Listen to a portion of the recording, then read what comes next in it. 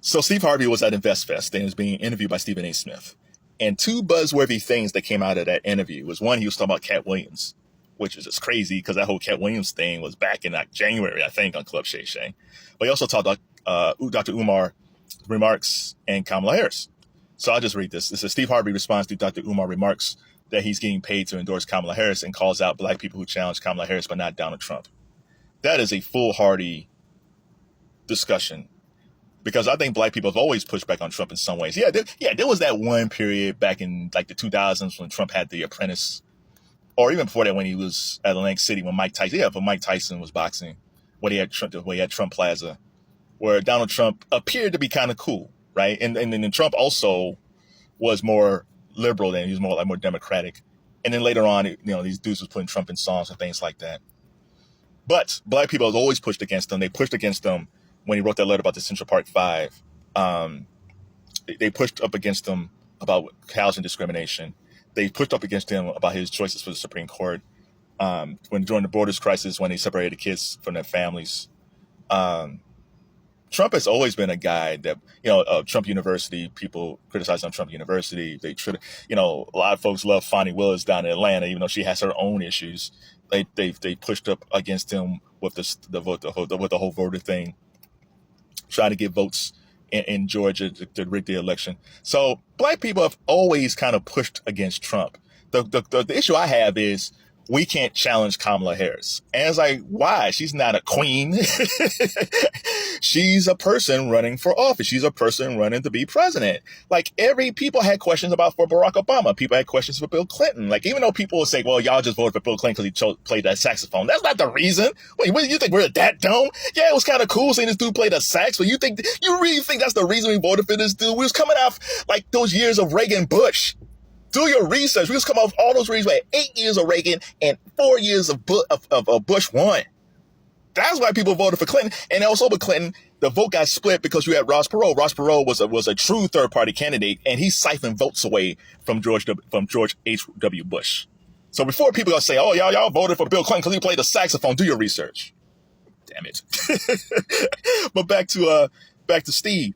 So Steve, as always said, he said it. He interviewed Vice President Harris like a while ago, and he said he is always going to give her softball questions. And recently when he saw about Dr. Umar recently, he doubled down on that, saying like he's going to invite Vice President Harris again, and he's going to keep on asking her softball questions because he wants to get her in.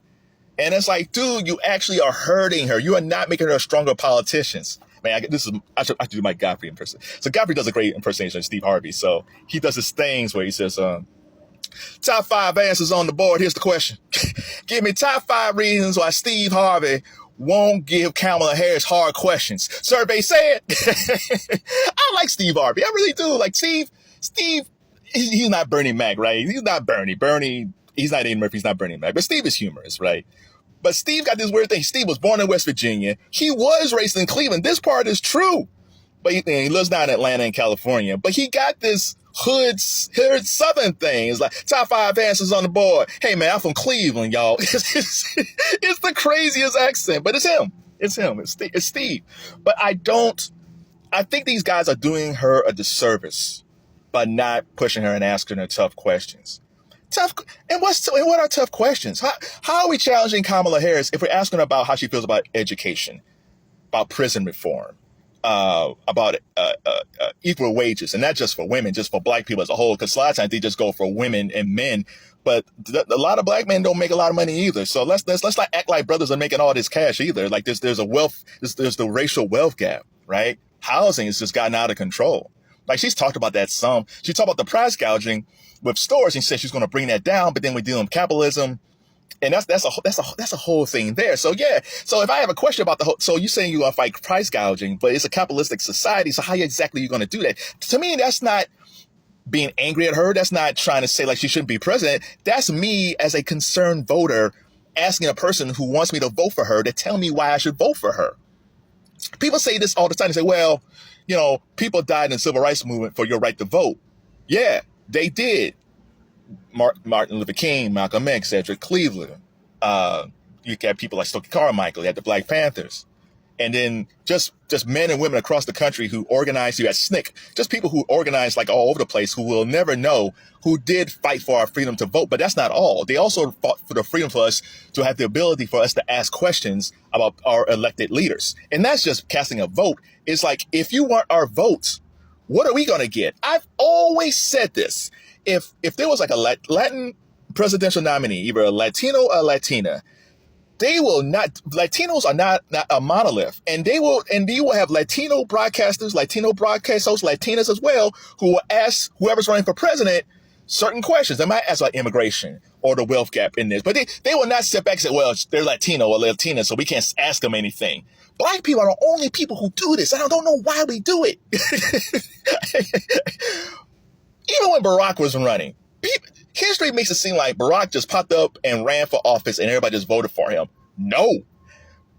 Barack popped up. He came off the DNC convention in 2004. He was TV ready. He was a good looking guy. He had a nice looking family. He was a great speaker, MLK-like when he spoke.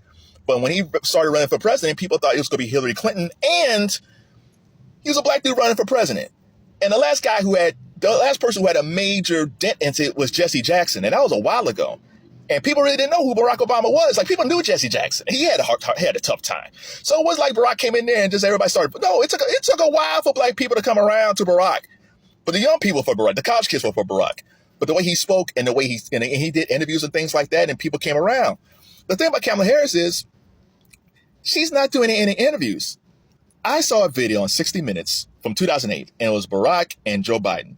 And this was the last night of the DNC. He was like the Democratic convention. And Steve Croft did the interview. And what happened was that Barack accepted the nominee for the Democratic nominee for president. Steve Croft was there behind the scenes.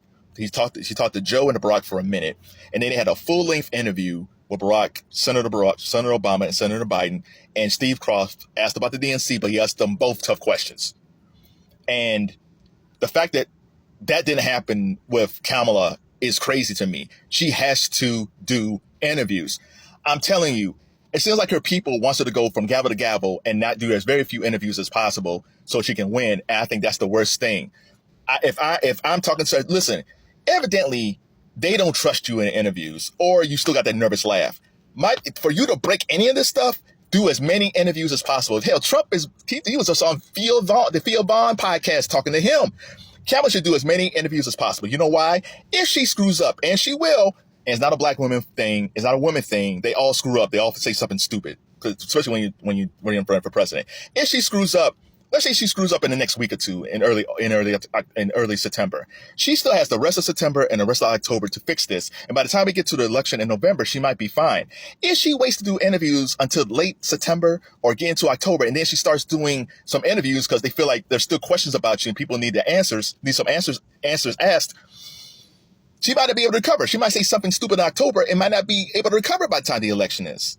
These things are important. If you want her to be a Joy Reid, Roland Martin, Steve Harvey, D.L. Hughes, if you want her to be a better politician, you got to convince her, you got to get her to do more interviews. This is the only way this is going to work. I don't know. Maybe I don't know anything. I'm not a political pundit. I'm always told, Roland Martin always talks about how he's always been in politics forever. It's like, yeah, I get that, man. But if you really want Vice President Harris to be president, you got to get CNN's going to have a town hall coming up. Like, they always have town halls for all the nominees.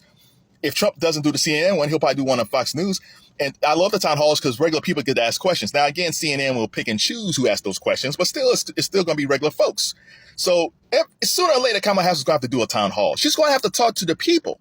And to me, the earlier she starts doing this, the earlier she starts talking to people is better for her.